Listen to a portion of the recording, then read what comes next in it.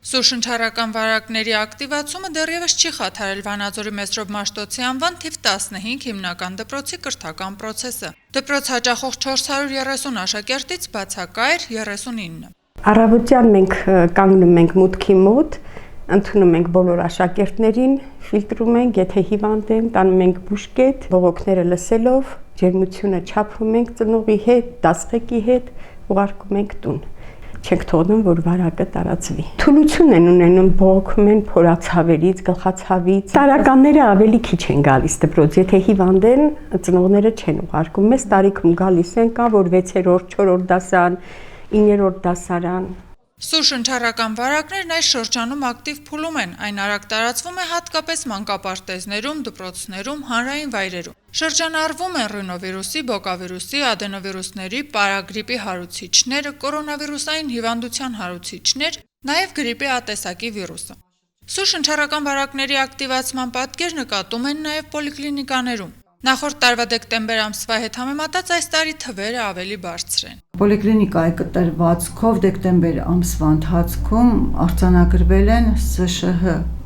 հիվանդության ակտիվացման դեպքեր։ Հիմնականում ընդգրկվում են 0-ից 18 տարեկան երեխաները, ավելի շատ 5-ից 14 տարեկան մանկապարտեզ դպրոց հասակի երեխաները։ Այս ընթացքում ունեցել ենք արձանագրված H3N2 գրիպի 1 դեպք, ռինովիրուսային դեպքեր հաստատված, սեզոնային կորոնավիրուսի դեպք եւ 2 COVID-19 դեպք։ Բուժումը կազմակերպել ենք ամբուլատոր, բարդություններ չի եղել բուժման ընթացքում։ Հիվանդության ընթացքը կարող է տևել մի քանի օր։ Հիմնականում ունենում է միջին եւ թեթև ընթացք, սակայն գրանցվել են նաև թոքաբորբի դեպքեր։ Ունեցել ենք նաև թոքաբորբի դեպքեր, իհարկե բուժումը ամբուլատոր է ընթացել, 1-2 դեպք տեղափոխվել են ստացիոնար։ Դեռևս շարունակում է պատվաստանյութերը, դեռևս ուշ չի, որ հաճախ են պատվաստում են նույնիսկ երեխաներին, հղիներին, ցուցված է եւ պարտադիր է քրոնիկ հիվանդությունների։ Ժամանակ են կանում 65 տարեկան բարձր ազգաբնակչությունն է ընդգրկվել, մեր թաղամասում լավ է պատվաստումների վիճակը, նորմալ պատվաստվել են։ Խորհուրդ չեմ տալիս ինքնաբուժությամբ զբաղվել, որովհետեւ գրիպի բարդությունները, այսինքն սուշնչական վարակների բարդությունները